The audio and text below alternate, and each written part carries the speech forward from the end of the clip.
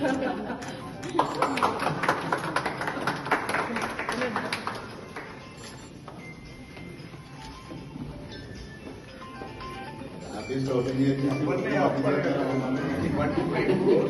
NRCS is not a big issue. Other TDD, మనకి 10,000 కోట్లు budget. ఇప్పుడు ఆ బిల్డింగ్ రైతు భరోసా కేంద్రాలు అవన్నీ ఎలా కట్టుబడి సార్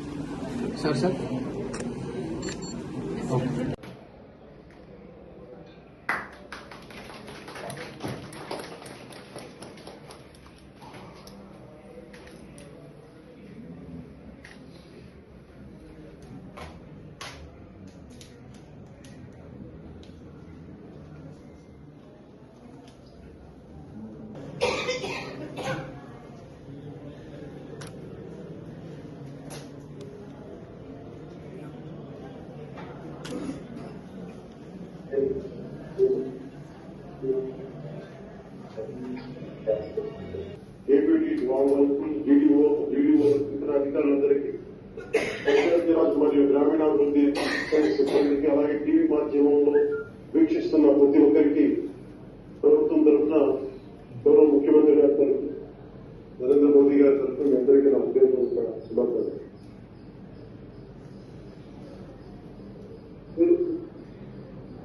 ఈ పంచాయతీరాజ్ శాఖ చేపట్టిన తర్వాత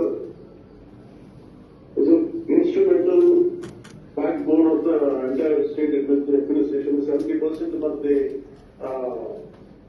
గ్రామాలతో ఉన్న రాష్ట్రం ఉంది.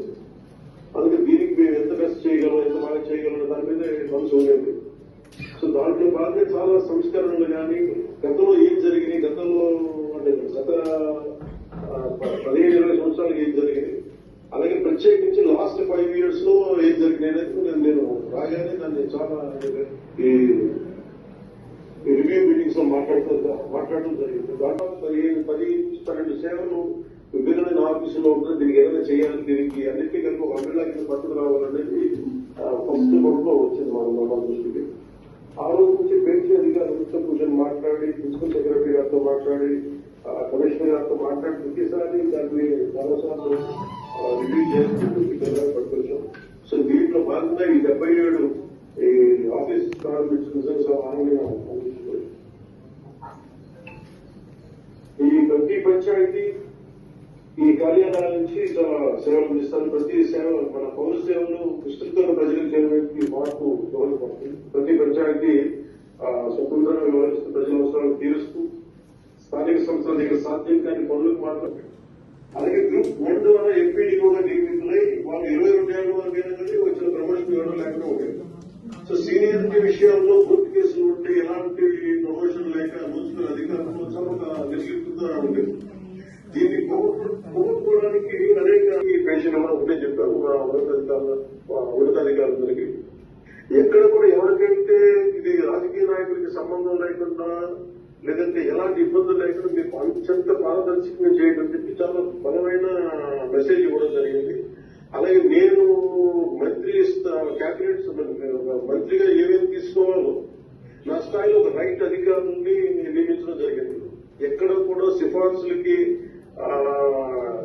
దానికి ప్రజలకి లోడ్ కాకుండా ఓన్లీ అడ్మినిస్ట్రేటివ్ అవుట్పుట్ దృష్టిలో పెట్టుకుని ప్రతి ఒక్కరిని దృష్టిలో పెట్టుకుని ఈ ప్రమోషన్స్ ని ముందుకు తీసుకెళ్లారు. డివిజనల్ డెవలప్మెంట్ ఆఫీసెస్ ఓపెన్ చేస్తున్నాం. ఇందులో ఈరోజు మనము ఎలా అయితే రెవెన్యూ విభాగంలో RDO revenue division development officer ఉంటారో సేమ్ ఇలానే డీడీఓ ఆఫీసెస్ అనేవి మనము ఈరోజు ఓపెన్ చేసుకున్నాము. ఇందులో మన డీడీఓస్తో పాటు డిఎల్పి అంటే పంచాయతీ వ్యవస్థ కూడా డివిజనల్ డెవలప్మెంట్ ఆఫీసర్కి రిపోర్ట్ చేస్తారు. ఇదే కాకుండా నరేగా విభాగం అంటే మన డ్వామాలో ఉన్న డ్వామా యాజ్ వెల్ as నరేగాకి సంబంధించిన పనులు అధికారులు అందరూ కూడా డీడీఓ గారికి రిపోర్ట్ చేస్తారు. అలా 3 ఆఫీసర్స్ కలిపి ఈరోజు మనకి డివిజన్ స్థాయిలో ఒక డెవలప్మెంటల్ ఆఫీస్ చేయడం జరిగింది. రెవెన్యూ స్థాయిలో ఆర్డీఓ ఉన్నట్టు డివిజన్ స్థాయిలో డీడీఓ ఉండడం జరిగింది. మన జిల్లాలో 2 రెవెన్యూ డివిజన్స్ ఉన్నాయి. అలాగే ఇప్పుడు 2 డెవలప్మెంటల్ డివిజనల్ ఆఫీసెస్ కూడా ఈరోజు మనం ప్రారంభించుకోవడం జరిగింది. ఇది ఒకటి and Kovvur, DDO Kovvur and DDO Rajahmundry. So ఇవి 2 కూడా ఇక్కడ నుంచి డివిజనల్ స్థాయిలో అధికారులు పనిచేస్తారు. ఇప్పుడు మనకి డెవలప్మెంటల్ ఇష్యూస్ ఏమున్నా సరే మండలంలో ఎలా అయితే ఎంపీడీఓ దగ్గరికి వెళ్తున్నామో అలానే డివిజనల్ ఆఫీసర్స్ ఇక్కడికి రావచ్చు. దీని తర్వాత మనకి జిల్లా స్థాయిలో ఆఫీసెస్ ఉంటాయి. సో ఈ రోజు నుంచి రాష్ట్రంలో ఒక 75 ప్లేసెస్ స్టార్ట్ చేయవచ్చు. అందరికీ నమస్కారం. ఈరోజు కూటమి ప్రభుత్వం పంచాయతీరాజ్ వ్యవస్థలో ఒక విప్లవాత్మకమైన మార్పు తీసుకురావడం జరిగింది. ముఖ్యంగా ఏదైతే పూర్వం బ్లాక్ డెవలప్మెంట్ ఆఫీసర్స్, తహసీల్దార్స్ ఉండే వ్యవస్థ ఆ విధంగా ఎంపీడీఓలు అయిన తర్వాత కొంతవరకు డైల్యూట్ అయిన పరిస్థితుల్లో ఇవాళ డివిజన్ స్థాయిలో అటు పోలీస్ వ్యవస్థకి డీఎస్పీ, ఇటు రెవెన్యూ వ్యవస్థకి ఆర్డీఓ ఉండి పంచాయతీరాజ్ వ్యవస్థని మానిటర్ చేసే అధికారి లేని పరిస్థితుల్లో ఇవాళ డివిజనల్ లెవెల్లో డెవలప్మెంట్ ఆఫీసర్ డిఎల్డిఓ పోస్ట్ను ఒకటి క్రియేట్ చేసి దానికి ఒక వ్యవస్థను క్రియేట్ చేసి ఆఫీసు పెట్టి తద్వారా ఇప్పుడున్న సచివాలయ వ్యవస్థని, పంచాయతీ వ్యవస్థని, పంచాయతీరాజ్ వ్యవస్థని మొత్తం సూపర్వైజ్ చేసే విధానం ఇవాళ తీసుకురావడం జరిగింది. దానితో పాటుగా అనుసంధానం చేస్తూ DLPO divisional level panchayat officer, అదేవిధంగా నరేగాకు సంబంధించిన అధికారులు కూడా ఇక్కడే ఉండి ఒక వ్యవస్థీకృతంగా ఈ మూడింటిని కలిపి పంచాయతీరాజ్ వ్యవస్థని బలోపేతం చేసే దిశగా ఇవాళ పవన్ కళ్యాణ్ గారు నిర్ణయం తీసుకోవడం, దానికి ముఖ్యమంత్రి గారు ఆమోదం తెలపడం, దానివల్ల పంచాయతీరాజ్ వ్యవస్థ బలోపేతం అవడం కాకుండా పంచాయతీరాజ్ వ్యవస్థను సూపర్వైజ్ చేసే అధికారి ఉండడం వల్ల ప్రజలకు సౌకర్యవంతంగా ఉండే విధంగా ఈ కార్యక్రమాన్ని ఏర్పాటు చేసినందుకు